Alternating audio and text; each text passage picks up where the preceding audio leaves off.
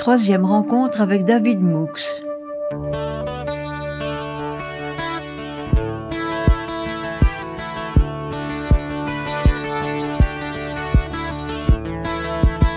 David Moux, Yorana.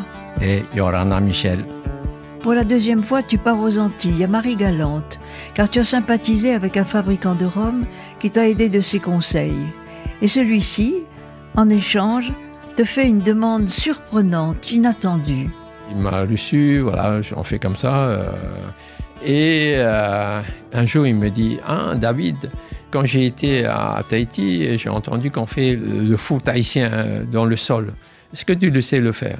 Et moi, je ne connaissais pas beaucoup, je n'ai jamais fait. Et j'ai dit « Oui, je sais. » Donc, on sait, pas les yeux, mais on n'a jamais touché avec la main.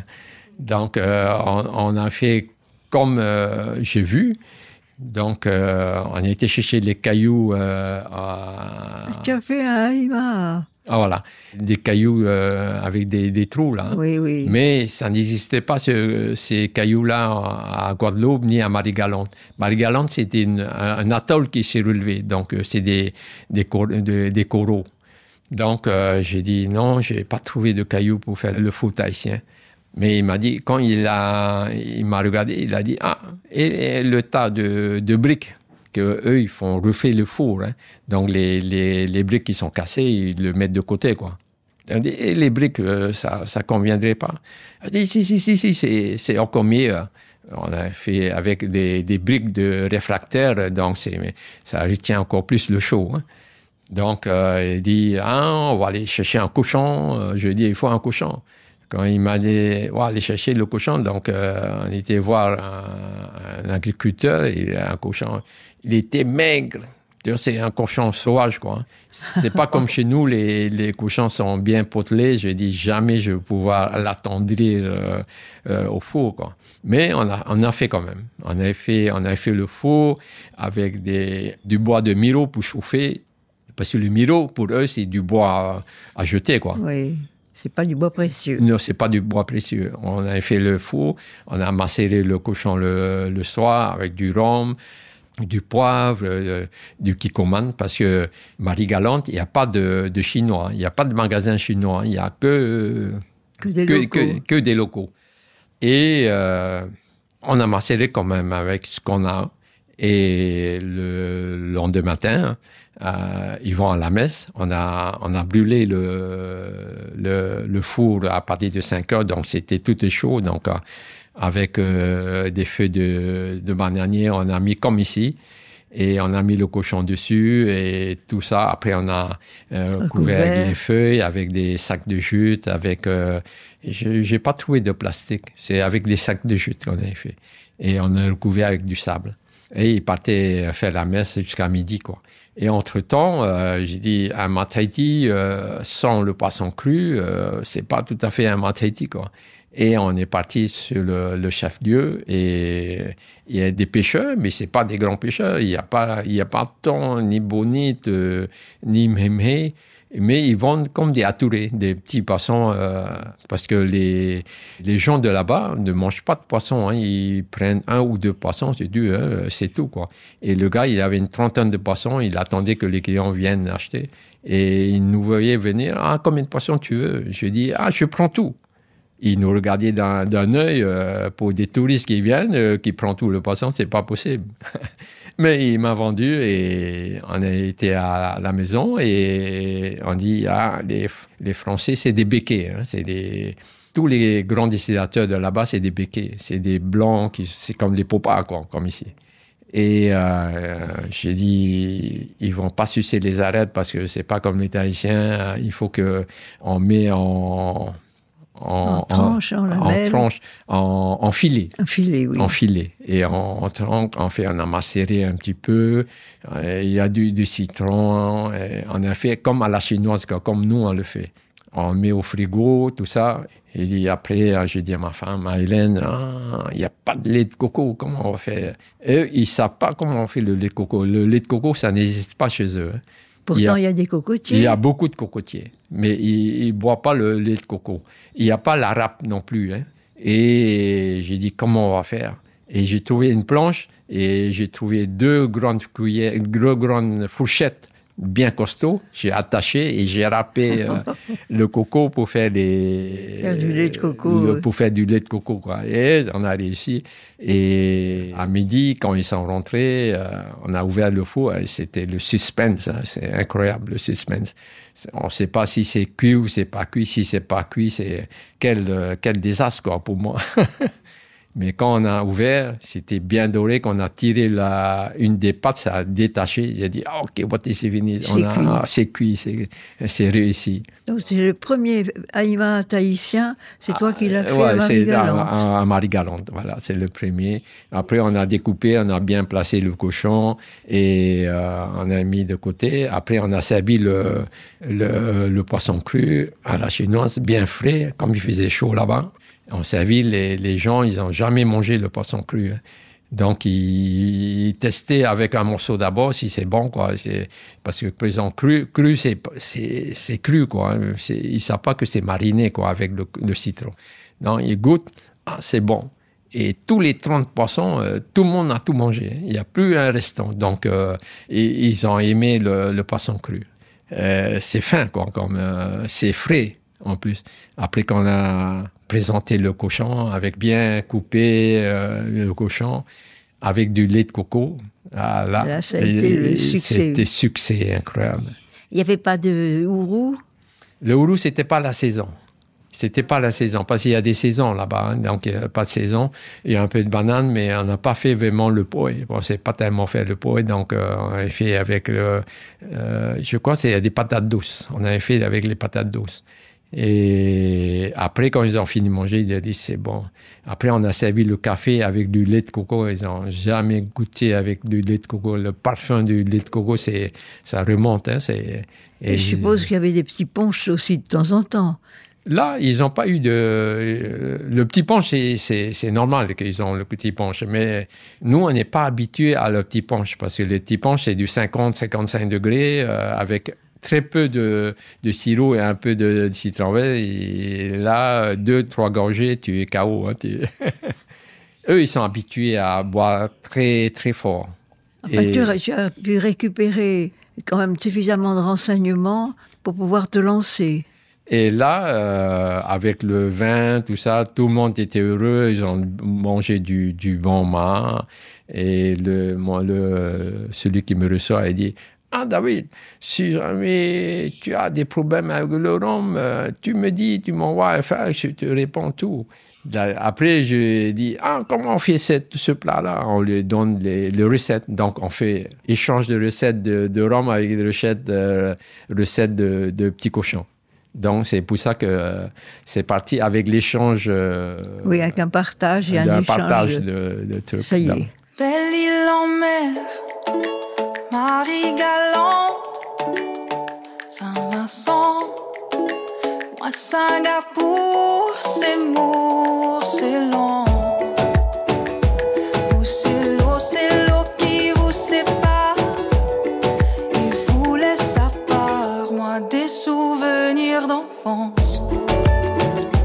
En France, violence, manque d'indulgence par les différences que j'ai. Café,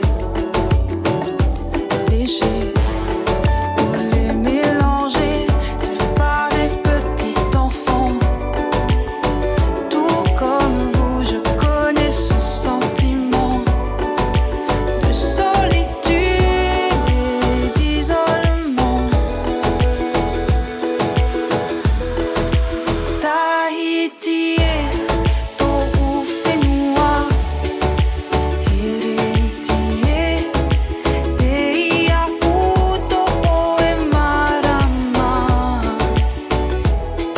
Emilio Iapoe, tout aïe aïe, comme laisser tout seul en mer.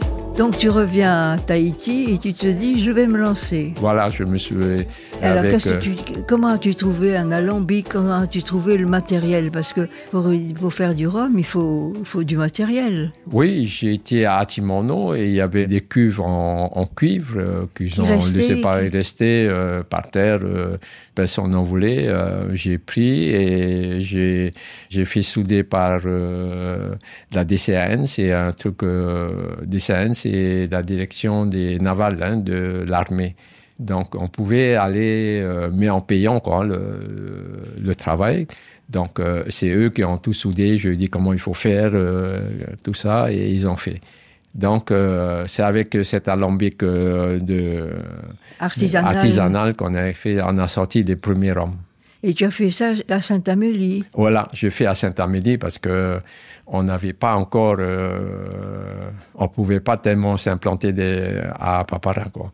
Et en 91, on a demandé un droit de distiller au territoire et l'UNTF m'a donné l'autorisation de distiller.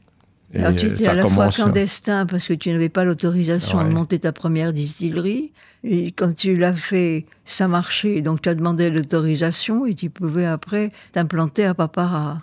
Oui, parce que pour pouvoir s'implanter... ton première larme de rhum, ça a été à Saint-Amélie? Oui, les premières larmes, c'était à Saint-Amélie. Parce que pour demander la droitisation, donc eux, ils demandent beaucoup de choses. Le territoire ne connaissait pas du tout comment on fait, les produits, comment tu rejettes dans la nature, ou comment ça va sentir, ou quoi. Comme j'ai distillé déjà du rhum, j'ai dit, voilà, je sais faire le rhum, voilà, goûtez-le, et les déchets, voilà comment c'est les déchets. Il a dit, tu n'as pas le droit de distiller. J'ai dit, comment vous convaincre qu'on sait faire? Il faut le faire. Il faut le faire avant de vous demander l'autorisation. Il a dit, ils ont secoué la tête, mais ils étaient... tous des popas, des grands chefs d'entreprise, mais il y avait un gars du service d'agriculture, c'est un Tahitien, et tout le monde était dubitatif, quoi. On ne pouvait pas lui donner ça. Et le Tahitien s'est levé, il a dit, depuis des années que vous voulez qu'un homme qui se lance dans l'agriculture pour faire quelque chose de sa propre main, vous ne voulez pas donner l'autorisation? Pour quelle raison? Et là, et 2 mois après, 3 mois après, j'ai eu l'autorisation. C'est grâce à cette personne qui m'a défendu dans la commission. Ben, c'est bien. C'est très bien, c'est très bien. Je remercie cette personne. Donc, tu as démonté la petite distillerie de Saint-Amélie? Oui, c'était vraiment artisanal. C'était les premiers lames. On faisait d'abord avec le gaz, mais ça bouffait tellement de gaz qu'on n'a même pas encore sorti une lame que la bouteille de gaz est finie, quoi. Donc, j'ai chauffé après avec du bois pour aller plus vite et plus fort. C'est toute une organisation et tu avais 2 travailleurs, je me souviens, qui étaient du Vanuatu. Voilà, c'est 2 Vanuatu qui venaient des îles... Nouvelles-Hébrides, c'était... je m'appelle... Et ils savaient faire Non, ils ne connaissaient pas. Ils connaissaient la terre. Ils savent cultiver, mais pas faire le rhum, tout ça. Ils ne connaissaient pas. C'était à l'époque de l'indépendance des Vanuatu, de Nouvelles-Hébrides. Donc, ils sont partis de là-bas parce qu'ils étaient chassés plus ou moins, parce que la maman était tahitienne. Et donc, ils sont venus ici. Ils sont revenus ici. Et je l'ai récupéré pour faire un peu la canne à sucre, pour éplucher la canne, pour planter la canne. C'est des bons travailleurs. Ta première production, c'était de combien de litres de rhum? Tu as fait... Non, peut-être 2-3 litres, c'est bon. C'est tout, quoi. Mais c'est ça, tout petit. Petit. Hein. Et une fois que l'autorisation m'a été donnée pour le droit de distiller, je suis parti au Brésil. Parce que le Brésil, c'est le pays de la canne. C'est des millions d'hectares de canne à sucre, parce qu'ils font de la canne à sucre pour faire marcher les bus à la place de l'essence. Et ils fabriquaient les machines pour des moulins, des alambics et des colonnes de distillation. Donc, je suis parti là-bas pour voir de quelle taille je voudrais amener ici, quoi. Et j'ai pris un alambic de 1000 litres Et ça existe toujours et ça continue toujours de distiller. C'est toujours le même? C'est toujours le même. Et ça donne du bon rhum, voilà. Et tu avais des crédits pour tout ça? Tu as été aidé un peu financièrement? Non. Les 3 banques ne voulaient pas me prêter un rhum. Et quand j'ai été demandé au territoire pour subventionner ou donner un peu d'aide, il a dit David, on ne subventionne pas les gens qui fabriquent du rhum pour empoisonner de l'alcool, pour empoisonner notre population. Il a dit non, on ne vous donne rien du tout. Donc c'est tout à fonds privés, fonds propres. Ben, c'est courageux parce que tu as pris de plus en plus, tu avais besoin de plus en plus de travailleurs. Plus tu modernisais tes machines, plus tu avais besoin de travailleurs. Jusqu'à 2016, ils n'ont jamais donné, ni les banques, ni le territoire n'a aidé. C'était à partir de 2016-2017, quand j'ai eu la première médaille d'or, ils ont commencé à ouvrir les yeux. Tu étais un bon ambassadeur de Tahiti, donc voilà. on acceptait de te donner un coup de main. Voilà. Mais jusqu'en 2016, tu as fait sur fonds propres, voilà. Avec des ouvriers, avec voilà. Pas des problèmes. Quand la canne à sucre, c'est une coupe quand même qui est difficile. C'est une coupe dans l'année.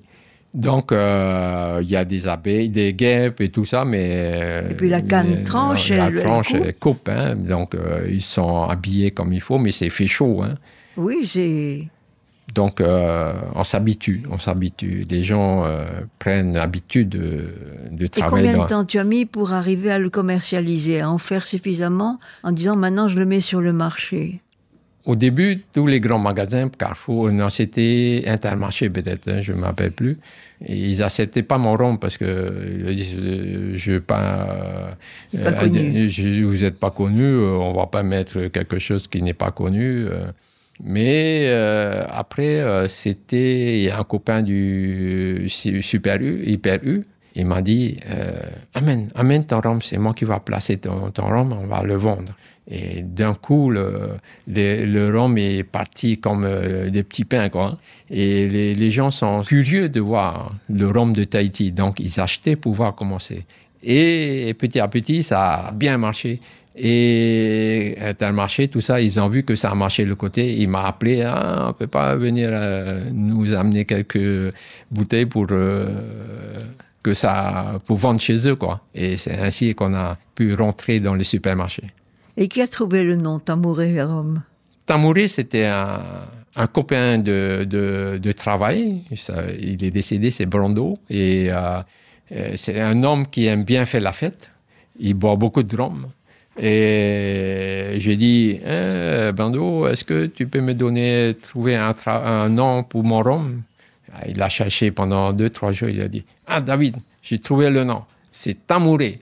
Si tu bois du Tamouré, donc tu vas danser. Oui, c'est une bonne idée, c'était un joli nom. Voilà.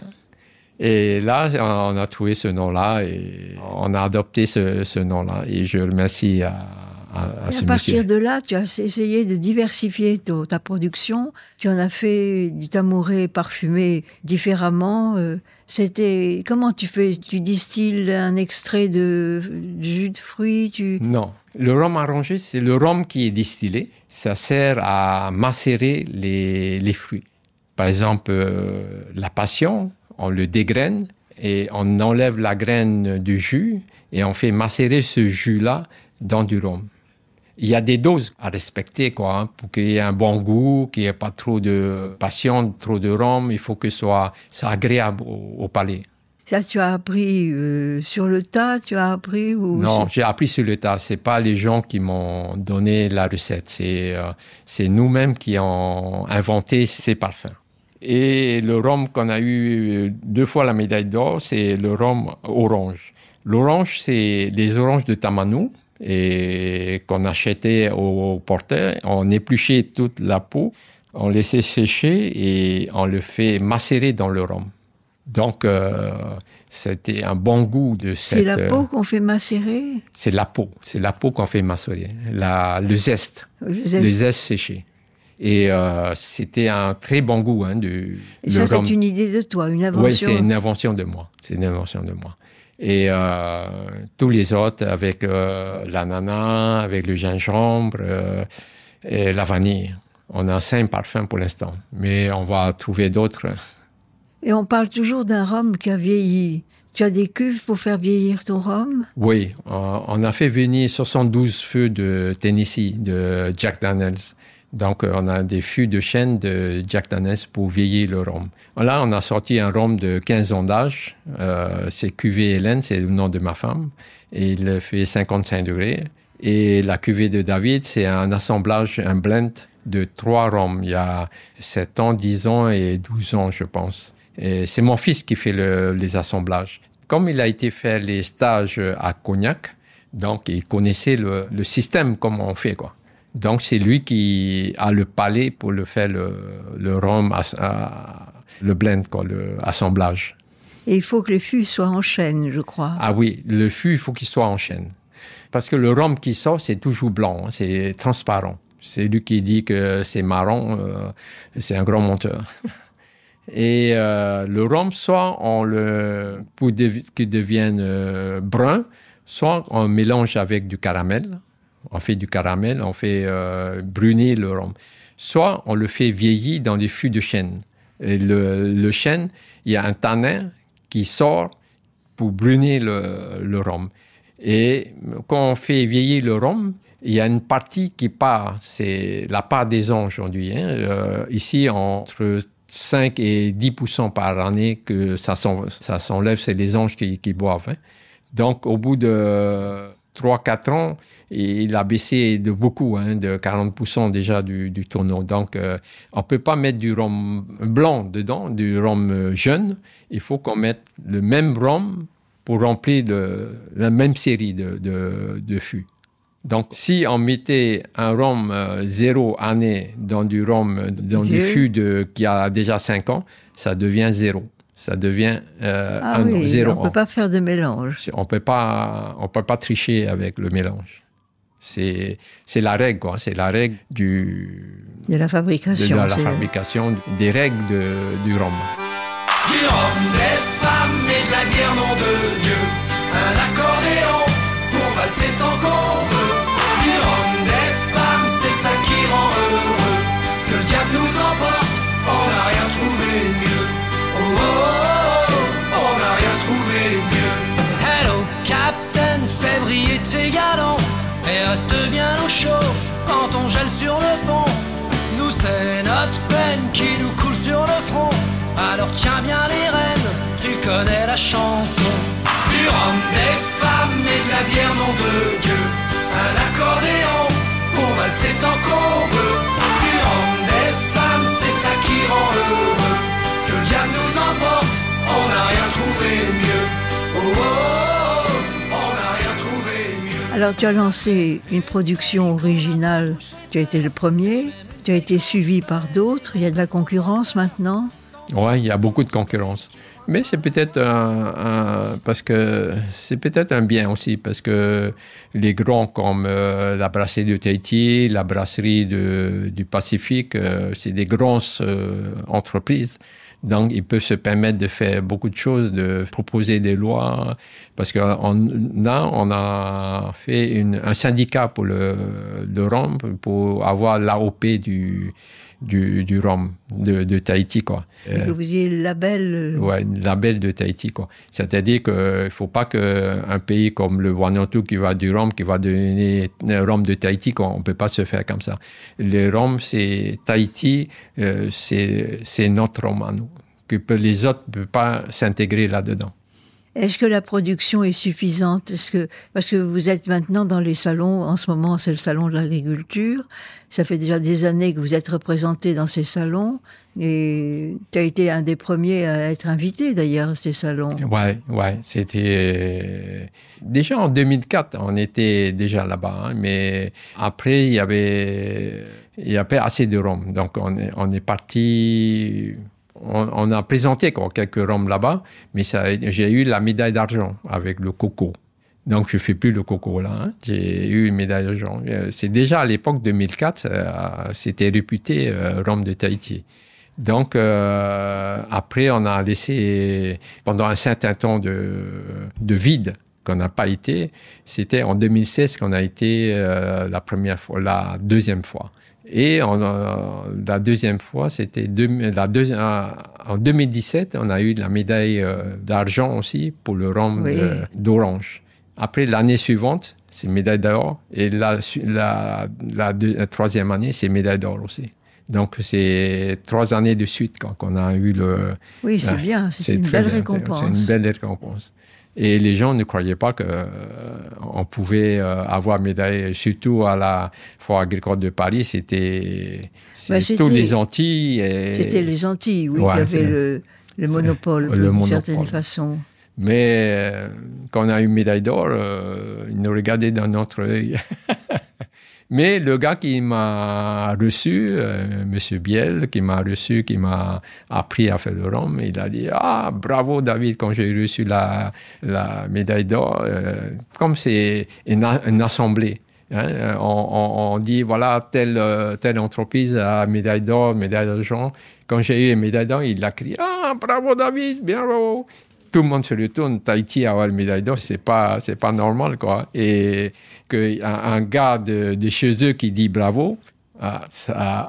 C'était le summum. C'est le summum. Et tu as maintenant, alors, tu as combien d'hectares à Papara? Là, on a à peu près 17 hectares de canne à sucre. Disons que 17 hectares, on va dire 10 hectares de canne pour le rhum. Le rhum, pour 1 hectare, on peut avoir entre 50 et 70 tonnes de canne à sucre. Et 1 tonne de canne à sucre, ça fait 600 litres de jus.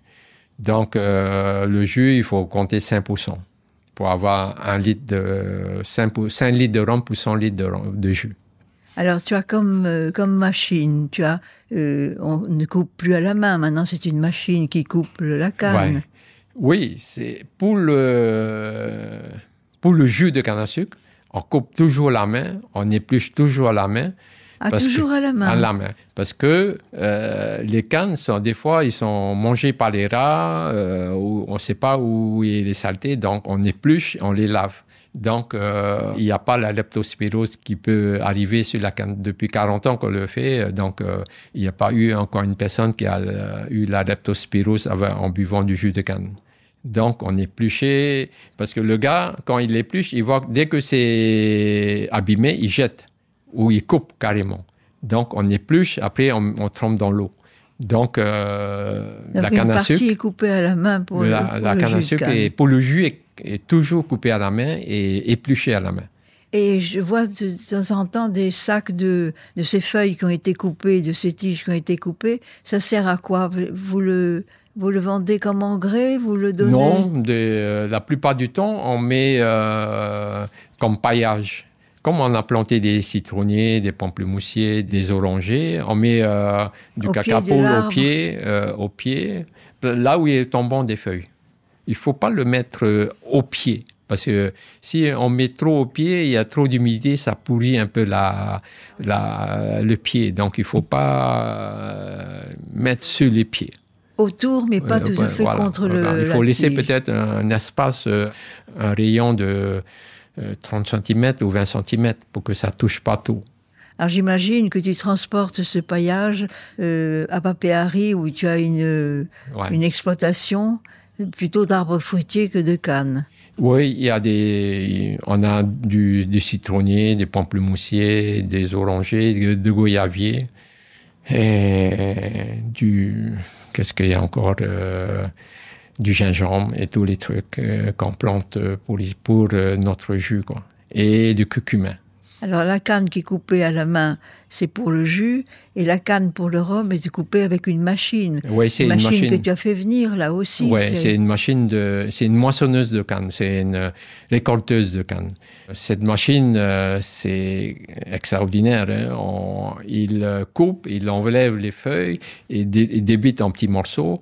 Et en 1 demi-heure, le camion est plein, ça fait 3 tonnes. Hein, en 1 demi-heure de coupe. Il n'y a que le chauffeur de la machine. Et le chauffeur de la machine, du camion. Ça diminue parce que le camion suit. Hein. Et voilà. Une fois qu'elle est débitée, qu'elle est en petits morceaux... On le broie. On le broie comme On un l'écrase, tapis, quoi. On l'écrase. Hein. Après, on passe dans un moulin qui l'écrase pour extraire le jus. Et le jus, après, on le fermente pendant un certain temps. Une fois que c'est fermenté, on le distille. Soit on distille à l'alambic, soit aux colonnes de distillation. L'alambic, c'est une distillation discontinue, c'est-à-dire qu'on met 1000 litres, au bout de 5 heures, et on enlève tout l'alcool, il n'y a que presque de l'eau qui est dedans, donc on le rejette. Et on met un autre vin pour refaire. Tandis que la colonne de distillation, c'est une colonne de distillation qu'on met tout le temps du jus, et un côté ça sort le rhum, un côté ça sort le jus, et un côté la vinasse, et un côté ça sort de l'eau. Donc c'est continuel 24 sur 24 si on peut. C'est un investissement en matériel qui est énorme quand même. Oui, très énorme. Déjà la machine à moissonneuse, ça a coûté 25 millions. Donc c'est à fonds propres, il faut que tu aies Avant ces 25 millions. d'amortir ça, il en faut du litre de rhum. Voilà. Et les banques, ils font pas un effort de te garantir, parce que pour acheter ces machines, donc il faut la banque garantie, la banque de là-bas, comme quoi il y a les sous. Mais tant que tu n'as pas mis 25 millions dans ce compte, lui, il ne garantit pas ce qu'il peut payer là-bas. Oui. Mais les autres, j'ai vu mes collègues qui sont dans le commerce, ils ont dit on ne fait pas comme ça, la banque nous prête des millions, même si on n'a pas un fonds, ils ont le fonds de commerce, mais ils n'ont pas un fonds en monnaie, quoi. Et il y a une surveillance du degré d'alcool, il y a une... Oui, il y a toujours une surveillance. Il y a des alcomètres qu'on vérifie tout le temps. Hein. Et le réfractomètre, c'est pour le sucre. Alors, pour voir si la canne à sucre elle est sucrée ou elle n'est pas sucrée. La plupart du temps, la canne à papara il titre entre 14 et 15 degrés Brix, dans les que Papeari fait 16 et 17 degrés Brix.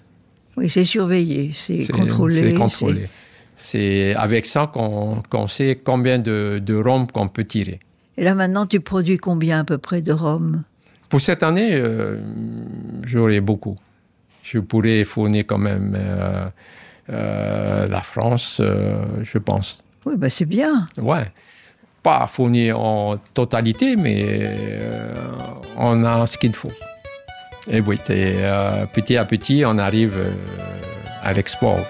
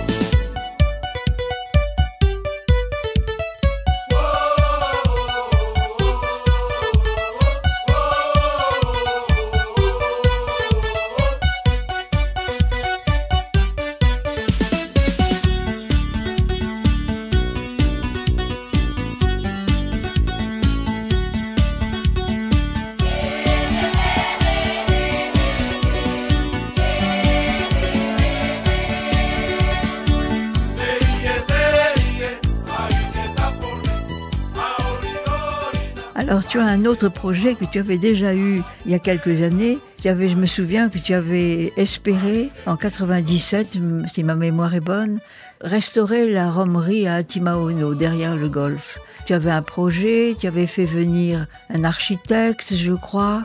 Il y avait quelqu'un qui avait dessiné les plans Tu pensais avoir la possibilité d'ouvrir un musée à la gloire d'Atimaono, d'avoir une dégustation sur place. Et ce projet qui te tenait à cœur a échoué. Oui, en 97, ça a échoué parce que tout est ficelé. Hein. L'État est là, le CEP est là pour me donner un coup de main. Mais la route de Terre à Nuit passe par la romerie de Atimaono. Et la romerie sera détruite pour faire un rond-point à cette époque. Donc, ça tombe à l'eau, quoi. Donc, c'est pas la peine de faire quelque chose et on le détruit après, quoi. Alors qu'il y a autre chose à conserver aussi, il y a un petit cimetière qui touche Atimaono. Oui, le cimetière, c'est un cimetière chinois, mais c'est devenu la forêt, là, en ce moment. On ne peut pas voir où c'est les tombes. Tu as connu... Qu'est-ce qui restait d'Atimaono quand tu l'as connu? Il restait la rampe de la roue à aube? Non, il n'y a pas de roue à aube. C'était une roue qui tournait. Oui, c'était une grosse machine. Il fait quand même 8 mètres sur 12 mètres de surface, hein, de roues et des engrenages et tout qui faisaient marcher. Et cette machine, c'est unique au monde. Hein, c'est fait en 1903, du temps du Titanic. C'est à Glasgow, je pense. Une partie est faite à Glasgow et l'autre partie est faite à New York. Il reste des pièces de cette machine? J'ai fait venir quand même certaines pièces du Brésil qui correspondaient à cette machine. Et elle se trouve où? Mais à Atimaono, c'est à l'entrée de la vallée. À l'entrée de la vallée.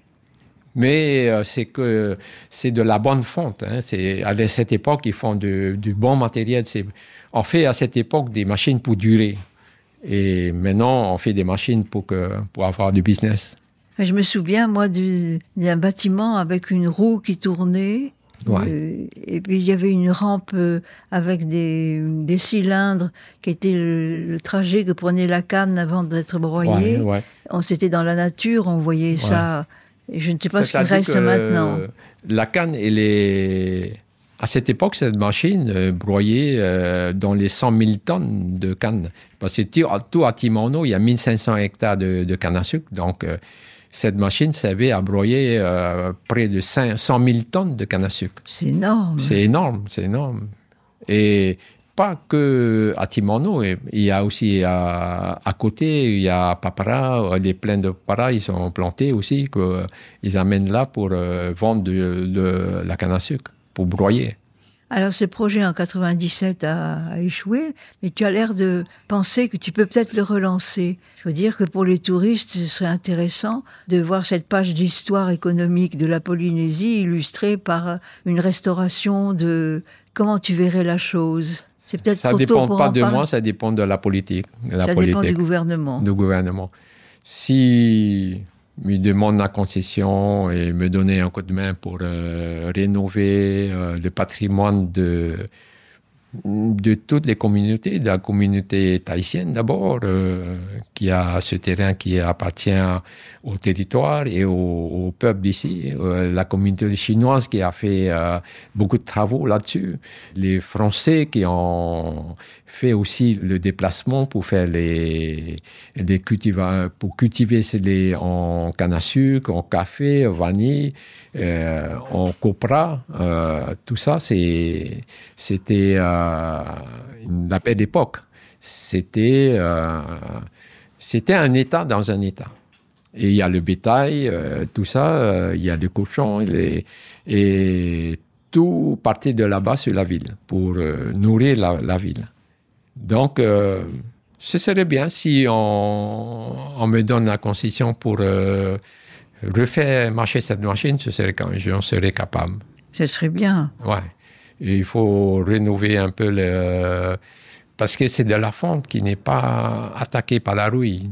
Certains endroits, c'est attaqué où il y a la ferraille normale, c'est attaqué par la rouille. Mais la fonte des années 1800-1900, c'est de la ferraille de très bonne qualité. Et ça rouille pas, c'est du très bon matériel.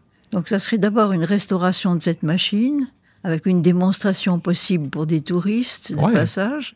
Tu envisagerais aussi, si j'ai bien compris, une sorte d'évocation par photo, par affiche, par récit? Non, dans mon projet, ce serait, si j'ai cette machine, je délocalise tout mon matériel de papara à 500 mètres de là. Je mettrai là où on écrase la canne, on fait la fermentation dans les cuves. Toutes les cuves, j'ai quand même 7 cuves de 10 000 litres qu'on peut étaler, et j'ai quand même des petites cuves de 3000 et 1500 litres et de 300 litres qu'on peut mettre là-bas pour faire le rhum arrangé, tout ça là. Et la distillation du rhum avec une tour de 15 mètres de haut qui abriterait la colonne de distillation que j'ai à Papra. Et après, il faut un chai, mise en bouteille, le chai avec les fûts de chêne de Tennessee ou de France. Oui, tu as. Après, tout le restant, il y a l'artisanat, le cosmétique, restaurant. Tu ferais un centre un peu... Un centre pour tout le monde. Que le touriste qui vient, il peut faire 1 heure, donc il peut partir au bout d'1 heure. Il a tout vu, il a tout goûté. Et s'il a bu trop de rhum, il va pas refaire un parti de golf pour l'évacuer. Voilà. Enfin, ce projet n'est pas encore au stade du rêve. Non, c'est loin de... Je pense que ça va... Comme tu dis, Atimaono mérite son nom. Atimaono, ça veut dire... parce que l'histoire, c'est... Maono, c'est un homme qui travaillait à la machine pour écraser la canne. Et à cette époque, lui, les Tahitiens, ils ont des pantalons éléphants, larges. Oui. Et une canne qui restait là, il va shooter là-dessus et le pantalon est happé par la roue.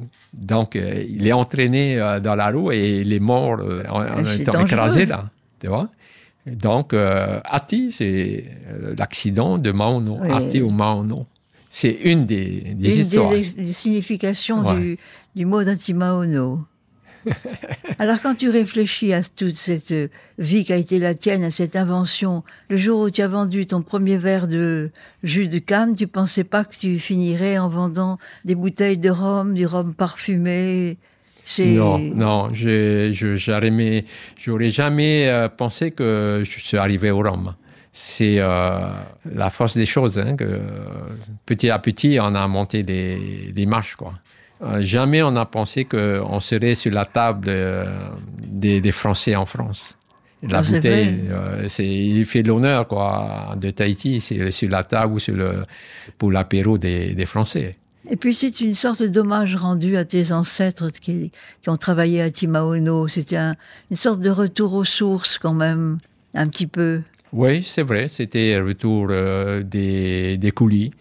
Ils n'étaient pas venus pour le rhum, ils étaient venus pour le coton. Voilà. Mais les choses ont évolué et c'est bien que ce soit quelqu'un du pays qui reprenne la chose, en tout cas. Voilà. Et quand j'ai emmené le rhum sur le Taporo, le bateau du Taporo, à cette époque, on envoyait à Uturoa pour vendre le rhum. Et le subbrigade, c'était un Tahitien un petit peu chinois. Il m'a dit « Ah, David, tu es le dernier descendant des gens qui ont planté la canne à sucre, des Tanurato, hein, le dernier descendant. » J'ai dit « Comment ça, le dernier ?» Oui, depuis le temps, il n'y a pas eu de descendants qui ont planté la canne. C'est toi, le dernier, qui mon père qui a vécu là-bas, et toi qui es là, tu fais la dernière chose pour replanter la canne, pour faire revivre la canne à Tahiti et le rhum. Et il a dit, c'est toi le dernier des Tanuto. Tu sais pourquoi Tanuto? L'histoire de Tanuto, c'est... voilà.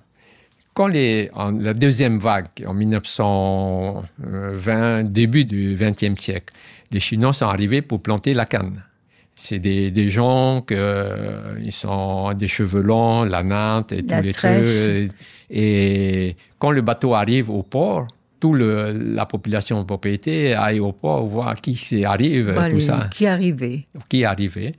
Et il y avait ces Chinois vêtus avec le mal de camphre en bois, quoi. C'est pas des valises comme à cette époque, c'est des malles. Donc, les gens sont étonnés, les gens du quai sont étonnés et ils appellent les marins du bateau. Ah, il dit, il demande aux gens du bateau, des marins, il dit, qu'est-ce qu'ils viennent faire ici? Après, l'autre, il répond, Mofea Tanuto. Mofea Tanuto, ce sont des planteurs de canne à sucre. Et les Chinois, ils ont écouté, Tanuto, c'est leur race. Parce que la plupart du temps, qui sont ces gens-là? C'est des Tahitiens, c'est des Anglais, c'est des Américains. C'est ça, quand on dit, qui sont ces gens? Et lui, il n'a pas pensé qu'est-ce qu'ils viennent faire là, ici.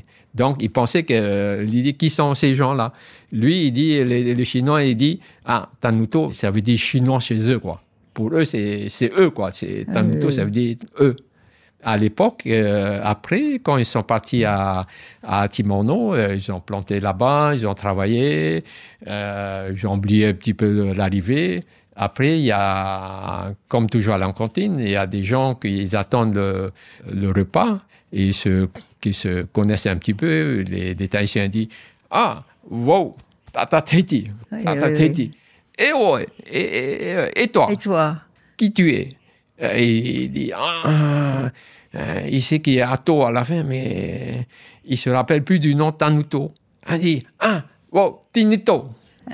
Le ta en chinois, c'est très peu. On le parle pas en ta. Il y a très peu cette prononciation ta. Et donc il dit au lieu de Tanuto, il va dire Tinito. Tinito, ouais. Hey, on va faire Tinito. Tu vois, il dit, ce sont des Chinois. C'est vrai, le nom Tinuto n'est pas dans le vocabulaire, dans les dictionnaires tahitiens. Alors, David, quelle est la qualité qui a été la tienne qui fait que tu as réussi? Est-ce que c'est parce que tu es très travailleur? Est-ce que c'est parce que tu es créatif? Est-ce que c'est parce que tu as été très aidé par ta femme aussi, qui a suivi ton parcours? Est-ce que c'est la chance? Est-ce que c'est... La première chose, c'est je remercie Hélène, ma femme, qui n'est pas toujours d'accord sur mes projets, mais elle a toujours porté le fardeau de ma folie. Donc, je pense que la femme compte beaucoup. Après, elle me dit toujours, tu travailles trop, tu travailles tout le temps. S'il y a 26 heures par jour, tu vas travailler 26 heures. Non, je dis, non, je travaille tout le temps, quoi. Tu as toujours travaillé tout le temps? J'ai toujours travaillé tout le temps. Quand je me repose pour regarder la télé, un film, ça passe, 2, ça passe, mais 3, tu commences à te lever pour aller faire quelque chose. Nous arrivons, David Moux, au terme de notre entretien. Et je voudrais, en guise de conclusion, préciser qu'au dernier salon de l'agriculture à Paris, tu as reçu encore une fois une médaille d'or pour ton rhum à l'orange et une médaille d'argent pour celui au gingembre. Bravo Hélène et David. Et merci à Touiva Lambert qui a réalisé cette émission.